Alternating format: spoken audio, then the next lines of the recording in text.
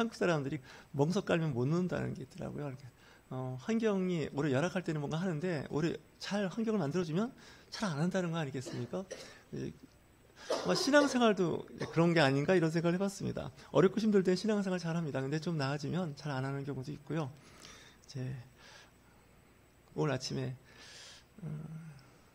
이런 생각을 했어요. 주일 아침만 되면 스트레스가 팍팍 쌓인다고.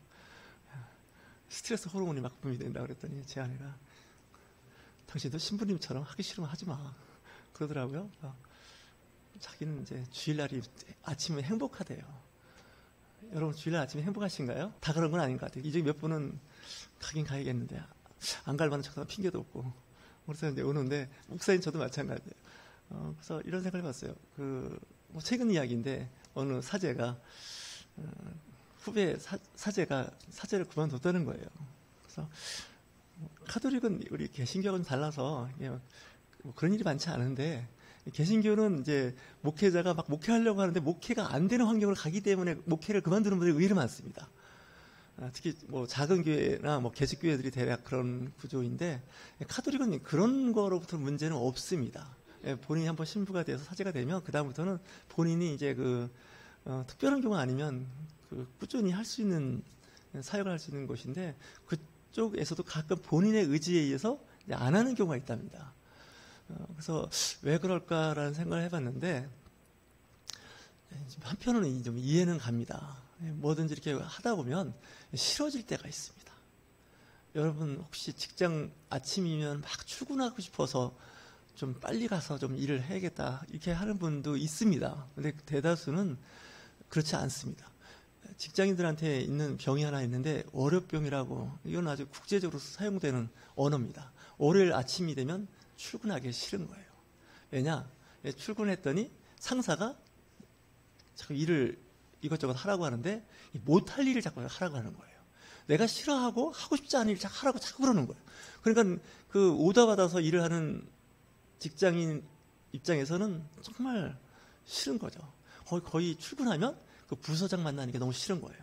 마주치고 싶지 않은 거예요. 그래서 심지어는 복도에 나갈 때도 부서장이 이렇게 있나 없나 이렇게 보면서 나가지 않습니까? 특별히 나를 힘들게 하고 어렵게 하는 사람이 저쪽 복도에 서면 가던 길 돌아서 딴 길로 그냥 돌아가는 경우도 있습니다. 저도 그렇게 했습니다. 왜냐면 인사하고 싶지도 않은 거예요. 물론 이제 상사만 그렇겠습니까?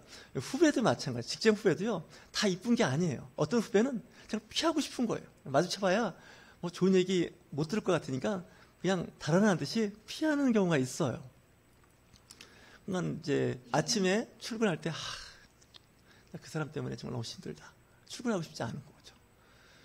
사업하는 분도 마찬가지예요. 사업을 하려면 이 사업도 늘 잘 되는 게 아닙니다.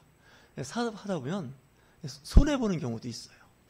혹시 그런 말 들어보셨습니까? 미수금이 있다는 거 얘기 들어보셨습니까? 직장인들은 별로 못 듣는데 사업하시는 분들은 이 미수금 때문에 힘듭니다. 받아야 할 돈을 못 받는 거죠. 소위 말하는 외상값입니다. 그러니까 사업도 이제 늘 잘 되는 게 아니고 안 될 때는 정말 파산 선고, 파산 신고하고 안 하고 싶을 때가 있습니다. 출근은 고사하고 사업 더 이상 안 하고 싶은 거죠. 직장 폐쇄하고 정리하고 싶은 마음이 있습니다. 학교 선생님도 마찬가지인 거죠. 학교 가면 교장 선생님이, 교감 선생님이 괴롭히고 학생들은 말 안 듣고 막 그러면 정말 힘들죠. 그래서 이제 기다려지는 건 방학이고 좀 쉬고 싶고 뭐 이런 일도 있습니다. 근데 목회자도 사실 사람인지라 예외는 아닙니다. 늘 이제 교회 가면 좋다, 반갑다 이런 분들이 있습니다. 제가 보기에는 의외로 많은 것 같은데 또 그렇지 않고 이렇게 가면 어떡하지 이렇게 뭐 하면서 하는 경우도 있습니다. 특별히 교회가 어려움이 있고 이제 그 목회자에 대한 좀 불평 불만이 많은 그런 교회나 성도들 간에 갈등이 있는 데는 특히 목사님들이 정말 강대상에 서서 설교 안 하고 싶을 거라는 생각을 해봅니다. 왜냐하면 이제 느끼지 않습니까? 뭐 대학생도 참 좋지 않습니까? 젊었을 때. 근데 학교 안 가고 싶을 때가 있더라고요. 언제 안 가고 싶은가 했더니 중간고사, 기말고사 볼 때는 학교 안 가고 싶더라고요. 공부를 열심히 했으면 괜찮은데 공부도 열심히 하는 데다가 뭐 하여튼 뭐 여러 가지 그런 게 있습니다, 사람은. 근데 해야 될 때가 있습니다. 하기 싫지만 해야 됩니다. 근데 대부분의 사람들은 이 하기 싫어도 하는 사람들이 난 대부분이라고 생각하는 사람입니다. 한 10명이면 9명이 싫지만 하는 겁니다. 오늘 예배 시작하기 전에 앞에서 찬양 인도하는 분들이 있지 않습니까? 그분들이라고 늘 찬양을 즐거운 마음으로, 기쁜 마음으로, 하나님께 영광 돌리는 마음으로 할까? 저는 그렇지 않다고 봅니다. 어떤 때는 의무적으로 할 때가 있다는 생각이 들죠. 여러분들은 아마 대표기도 순서가 되는 주일날을 안 오고 싶은 생각 드시나요?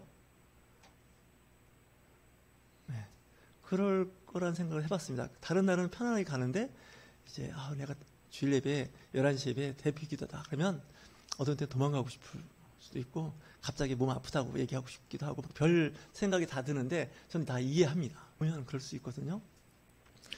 어제가 구정 설날이었는데 이런 생각을 해봤습니다. 동영상을 만들어서 올려봤습니다. 새해에는 창조적인 삶을 살아보라고 제가 이렇게 올렸습니다.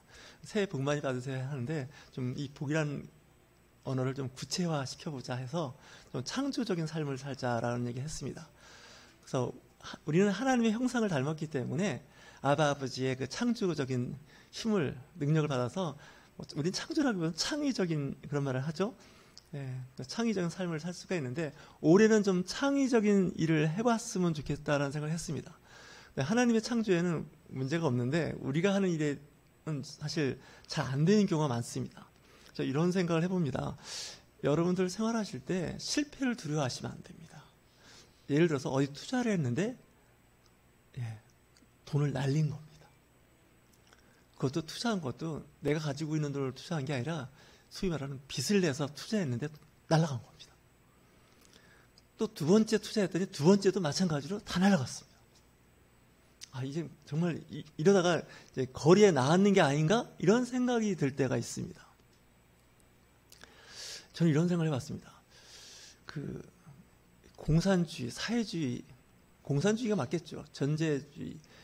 북한 같은데 혹시 저기는 주식회사가 있을까? 혹시 북한 주식을 사서 갖고 계신 분이 계신가요? 제가 보기에는 북한의 주식이라는 말을 못 들어본 것 같습니다. 그쪽은 이제 그런 게 없습니다. 기획된 딱 경제 구조를 갖고 있기 때문에 우리하고는 다릅니다. 근데 이 대한민국 그리고 서방 민주주의 자유주의 국가는 주식회사라는 게 있습니다. 그래서 주식을 투자할 수도 있고 투자 안 할 수도 있고 그러니까 좀 다양한 면이 있습니다. 그러다 보니까 주식도 샀더니 어느 날 보니까 주식이 반토막 났다. 반토막 난 것도 괜찮은데 반에 반토막 났다. 심한 표현을 깡통이 돼버렸다. 이런 얘기 하지 않습니까? 휴지가 돼버렸다. 증권, 증서, 유가증권 이런 게 다 중개돼 버리는 수가 있습니다. 아무 의미가 없다는 거죠. 또 잘 되면 큰 수익을 낼 수 있는 그런 투자의 기회가 많이 있습니다. 여러분 올해는 좀 리스크가 있지만 좀 일 좀 한번 해보세요. 저는 교회에서 이렇게 누가 뭐 하다가 좀 큰 손해 받고 망했다. 이제는 경제적으로 어렵다. 그래도 저는 뭐라고 안 합니다. 왜냐면 하다 보면 그럴 수 있습니다. 그러면서 배우는 거죠. 아주 치명적으로 크게 문제가 안 되면 잔잔한 건 좀 괜찮다고 생각하는 사람입니다. 어릴 때도 이렇게 아이들이 성장할 때 잔잔한 사고를 치는 어린이들이 있습니다. 이런 아이들은 커서 잘 될 가능성이 높습니다. 왜냐면 잠깐 마치 예방접종 하듯이 일을 경험해봐서 그렇습니다. 제가 아는 몇몇 사람들 중에 중학교 때 가출을 하면서 학교를 다니는 친구들이 있더라고요. 고등학교는 좀 다릅니다. 근데 하여튼 중고등학교 때 가출하고 이렇게 속썩이고 문제가 됐던 아이들이 왜 그런가 했던 생각을 해봤는데 다 그런 건 아닌데 그 중에 상당수는 좀 크리에이티브하다 그러죠. 뭔가 이렇게 제도권에 묶여서 사는 걸 원치 않는 애들이 가출하는 거예요. 아침에 학교 가서 원치 않는 국영수 왜 그 과목 들어야 되고 그 좋은 친구들하고 경쟁해야 되고 학교는 계속 경쟁 분위기로 부추기지 않습니까? 이번엔 누가 1등을 했다더라. 이렇게 해가면서 할 때마다 거기에 접근하지 못하는, 근접 못하는 학생들은 굉장히 패배감을 느낍니다. 그러니까 학교 가고 싶지도 않고 나는 늘 저 공부 잘하는 학생들의 바닥을 깔아주는 무슨 매트릭스처럼 느껴질 때는 정말 학교 가고 싶지 않죠. 그러다 보니까 가출도 하고 가출해봐야 뭐 별 일이 있겠습니까? 고생만 해가지고 거의 거지 수준이 돼서 돌아오는 거죠. 그런 일을 하면서 이제 사람이 성장하는 게 아닌가 하는 생각이 듭니다. 교회도 늘 출석하다가 가끔 빠지고 어떤 분은 2달, 6개월, 1년, 5년, 10년, 나중에 뭐 30년씩 방학하시는 분들도 계시더라고요.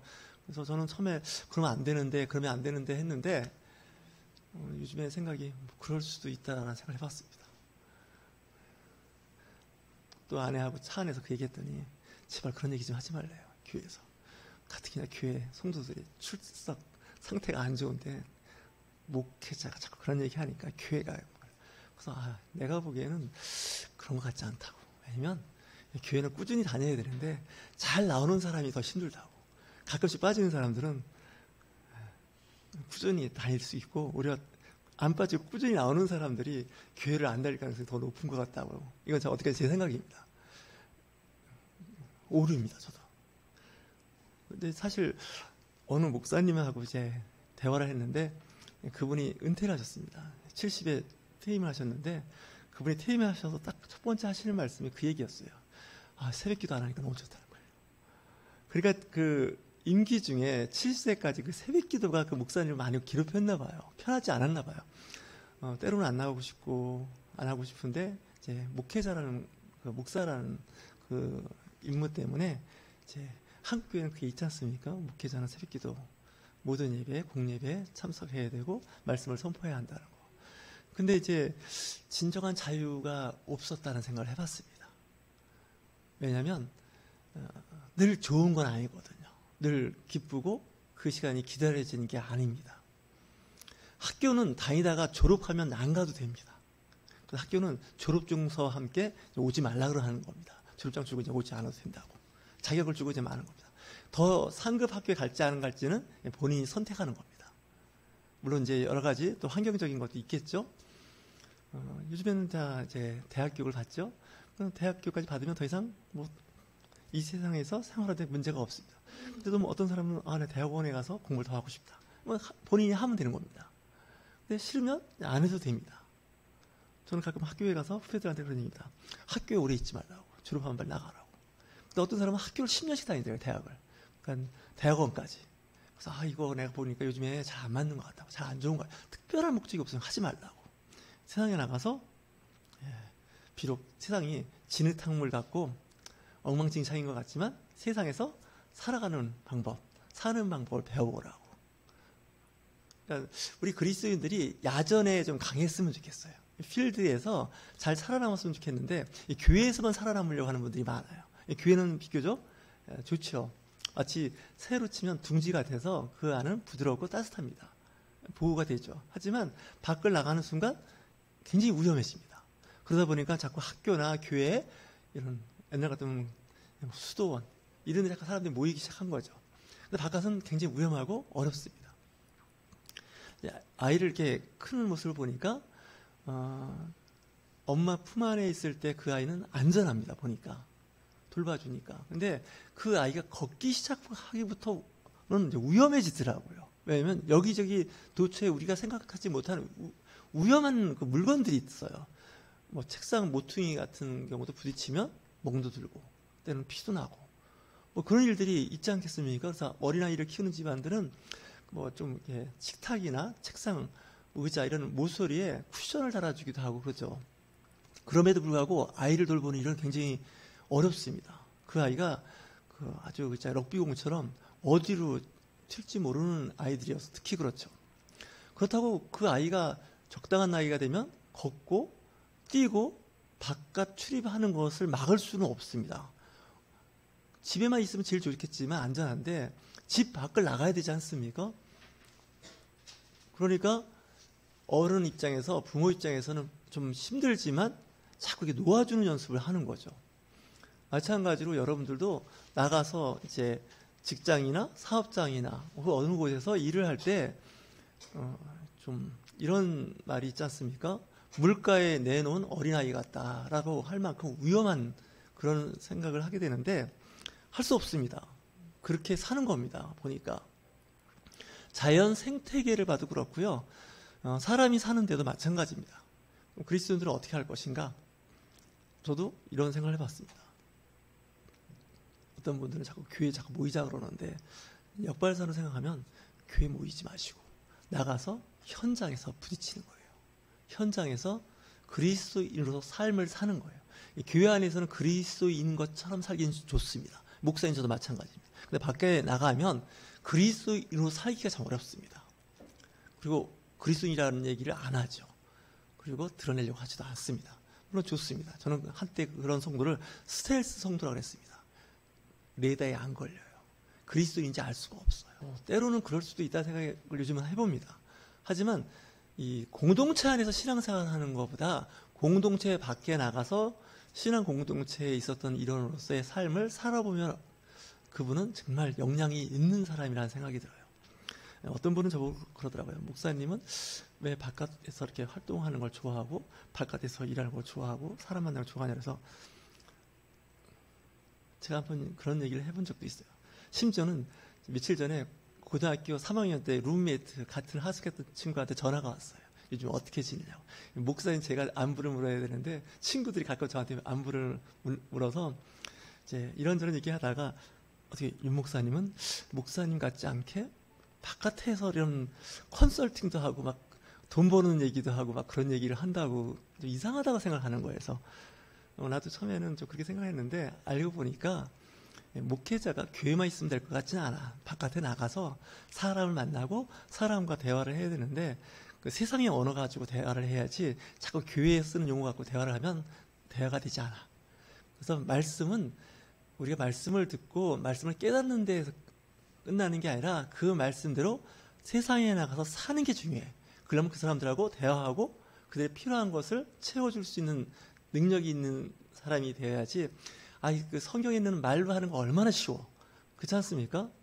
말만 기름지게 하는 게 얼마나 쉽습니까? 여러분도 마찬가지지 않습니까? 근데 세상에는 그거가 안 통한다는 거예요. 세상은 세상의 언어가 있어요. 제가 그래서 요즘에 그러지 않습니까? 주일이라는 말 안 하고 그냥 일요일이라고 쓰자고. 왜냐면 주일이라 그러면 사람들 잘 못 알아듣고 들어도 잘 낯설어해요.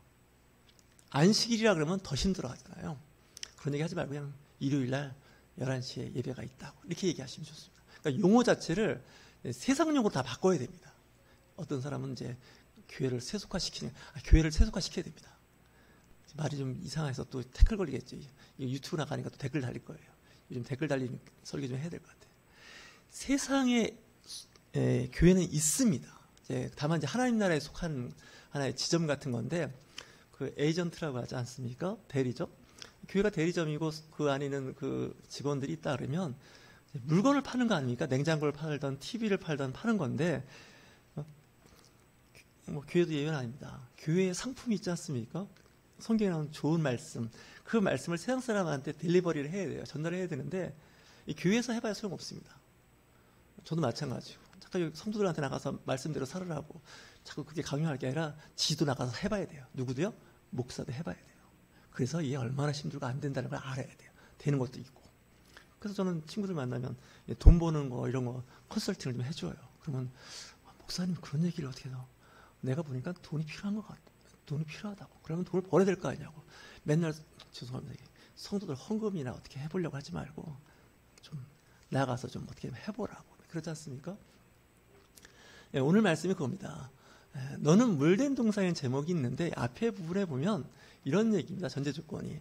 너가 좀 사람들한테 자꾸 죄 같은 거 지적질하지 말고 자꾸 문제 있는 거 하지 말고 내 마음에 그 괴롭고 힘든 어려움에 있는 사람들을 돌보고 그들의 처지를 이해하고 바른 방향으로 잘 잡아주면 내가 이제 복을 받게 될 거라는 겁니다.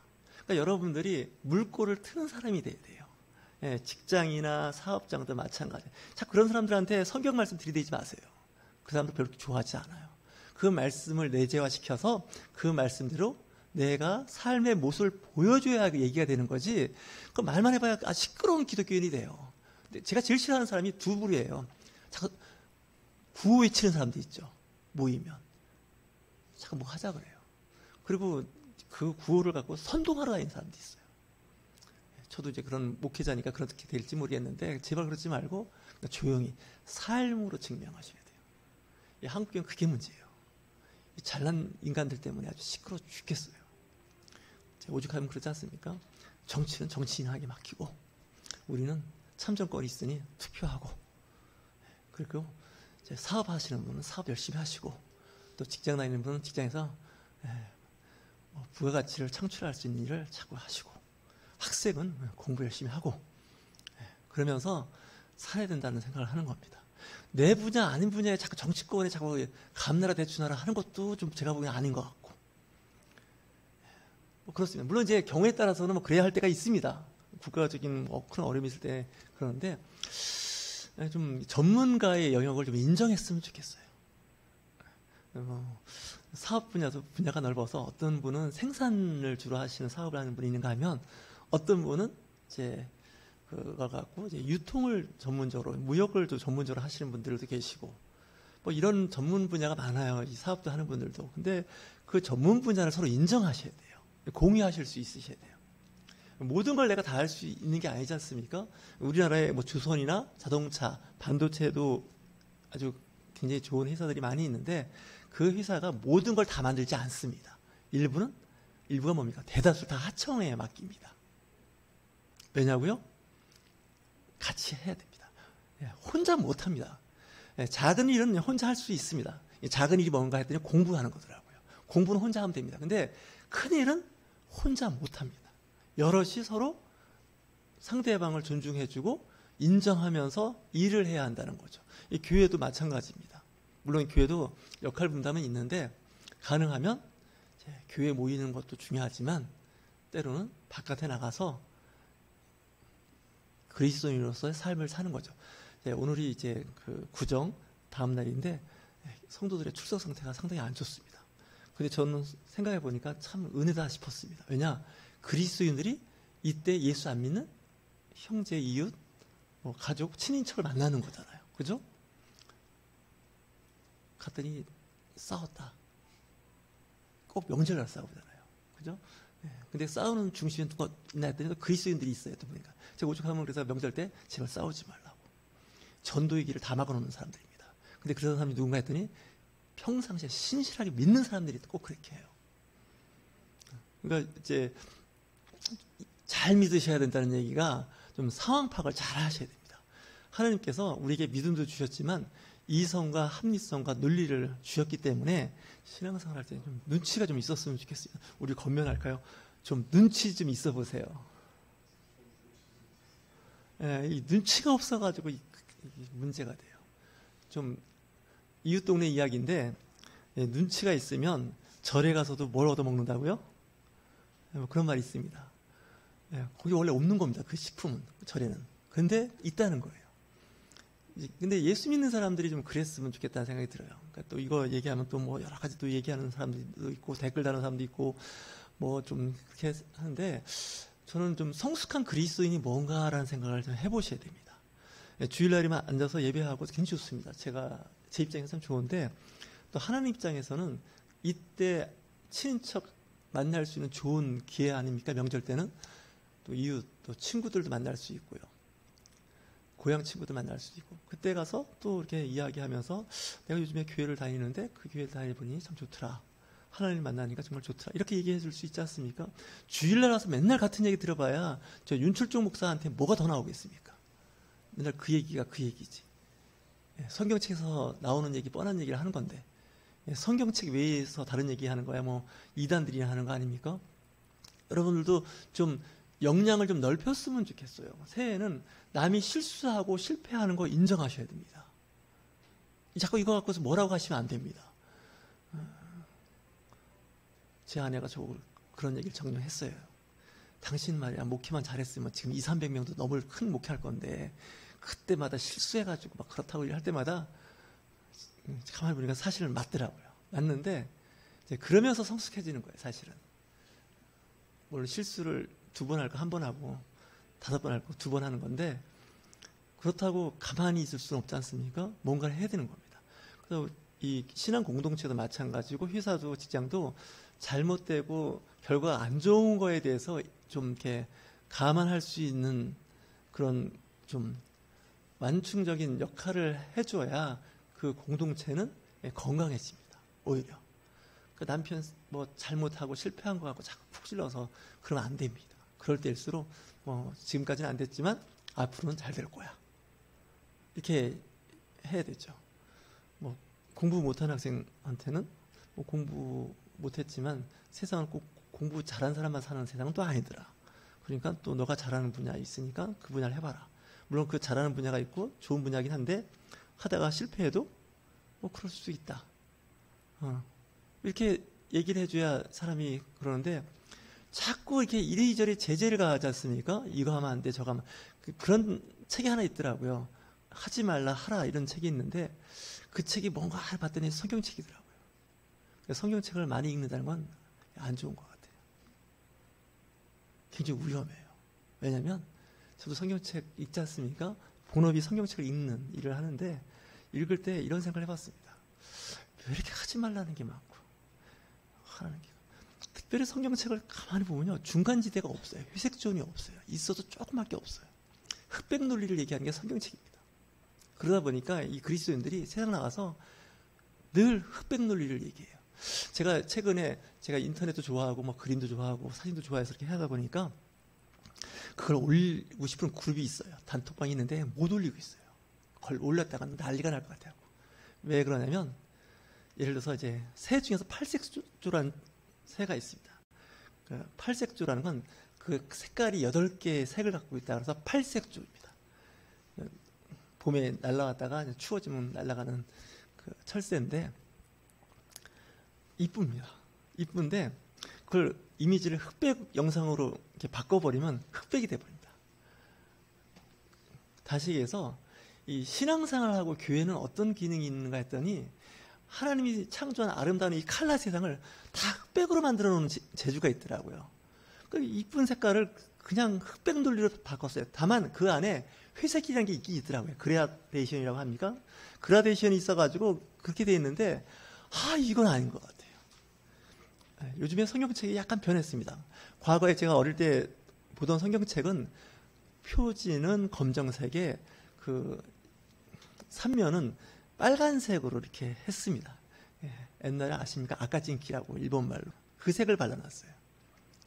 글씨는 또 세로줄로 돼 있어요. 제가 그걸 보고 자란 사람인데 근데 어느 날 성경책이 막 그 색깔이 변하기 시작하더라고요. 표지가 초록색, 파란색, 보라색 되고 이제 그리고 측면이 금색으로도 되고 흰색 다양해졌어요. 그 제가 한번 그 어느 그 책 표지를 바꿔주는 성경책 그 가게를 가서 물어봤습니다. 이렇게 성경책 컬러가 다양해도 돼요? 그랬었습니다. 초창기에 했더니 그분이 한 말이 지금도 제 마음속에 옵니다. 하나님께서는 컬러를 창조하셨는데 왜 교회는 흑백으로만 이야기하냐는 거예요. 왜 흑백으로만 보냐는 거예요. 그 말 듣고서 제가 충격을 받았습니다. 그래서 이게 왜 그렇게 됐나 했더니 죄송합니다. 그렇게 만드는 사람들이 있더라고요. 야, 쓸데없는 컬러 얘기하지 마. 흑백. 그래서 조선시대 그림은 다 수묵 아닙니까? 먹으로 갈아서 그 그라데이션으로 이렇게 표현하는 거 있는데 요즘에 인기 없습니다. 요즘은 이제 그 옛날엔 그 오일 페인팅이라 해서 유화 물감인데 요즘은 아크릴 페인팅 그 재료가 나와서 굉장히 선명하고 오래가는 게 나왔죠. 냄새도 안 나고. 그것처럼 요즘에는 다양한 그 재료가 나와서 다양한 걸 쓰고 있습니다. 근데 교회만 자꾸 옛날식으로 이야기하고 있는 거예요. 그러니까 교회만 가면 숨이 콱 막히는 거예요. 요 얘기만 하고 마칠게요. 요즘에 교회마다 다 하는 얘기가 있어요. 교회에 젊은이가 없다는 거예요. 제가 그랬어요. 젊은이가 못 오게 만들어 놓고 무슨 젊은이가 없다고 자꾸 뭐라 그러냐고. 그렇지 않습니까? 주가 어떻게 생각해요? 그죠? 가야 재미 하나도 없는 얘기하고 있는데 1시간이니까 내가 참지 진짜 2시간만 되면 내가 안 간다. 이렇게 가는 거 아닙니까? 그래 놓고서 뭐 젊은 사람이 안 오네, 뭐 어린이가 없네, 뭐 이게 매트릭스를 엉망진창으로 깔아놓고, 그죠? 거기 와서 놀라고 하면 놀겠습니까? 그래서 우리가 좀 그런 생각을 해봐야 돼요. 사업을 하던 직장도, 사업장도 사람들이 오게끔, 그죠? 놀러 가고 얘기하게 하고, 또 직장도 자꾸 출근하고 싶어 하는 마음이 갖게 하고, 뭐 그러면 참 좋아요. 근데, 정말 월요일날 월요일이냐? 내일이 월요일이지 않습니까? 이렇게 돼버리면 그 직장은 희망이 없는 겁니다. 그 안에 창의적이고 하여튼 뭔가 새로운 거를 기대할 수가 없는 직장이 돼버립니다. 특별히 여러분들 위로 올라갈수록 윗사람이 될수록 좀 일 해보라고, 괜찮다고 해보라고 이렇게 권면을 해도 안 합니다. 요즘에는 잘. 근데 여러분들은 그랬으면 좋겠어요. 그래서 2024년도는 좀 창의적으로 살아보자. 이 창의적인 건 항상 실패와 실수를 동반합니다. 그리고 안 됩니다. 또 그러면서 배우는 겁니다. 때로는 그 수업료가 너무 비싸서 크게 지불할 때가 있는데 그런 것도 있어야겠지만 좀 자꾸 시도를 해보시라는 거예요. 이 그리스도인들이 가장 맹점이 그거더라고요. 저 직장생활 해보니까 조신해요, 사람들이. 좀 좋게 하면 경건해요. 그래서 이 경건한 그리스도인 때문에 미치겠더라고요. 이 경건한 그리스도인들이 뭐라고 할지 모르지만 이 경건이요, 다 위선에 탈 수 있는 거예요. 하고 싶은데 안 하고, 실수할까봐, 잘못할까, 불려가서 혼날까봐, 변상하게 될까봐. 이러니 됩니까, 이게? 그래서 그 역사적으로 중세를 암흑시대라고 하지 않습니까? 다크 에이지, 다크 피리어드. 그 당시 다 기독교 국가였어요. 그 당시 유럽이. 근데 그때가 가장 상태가 안 좋았다는 거예요. 여러분도 내가 혹시 실수하지 않을까? 저희 교회도 이렇게 예배 이렇게 하다 보면 중간중간 실수하지 않습니까? 예배 때 제일 실수 많이 하는 사람이 누군가 했더니 저더라고요. 제일 많이 하는 실수하는 제가 누구한테 뭐라고 하겠습니까? 그러니까 그런 미비하고 부족한 부분이 보이는데 그건 언젠가 채워지겠지. 이렇게 하면서 가는 거예요. 그래서 어린아이들이 걷지 않습니까? 얼마나 많이 넘어집니까? 그래도 계속 일어나서 또 걷죠. 한번 이렇게 넘어지고 엉덩방아 찍을 때마다 엉덩이가 아플 거예요. 그죠?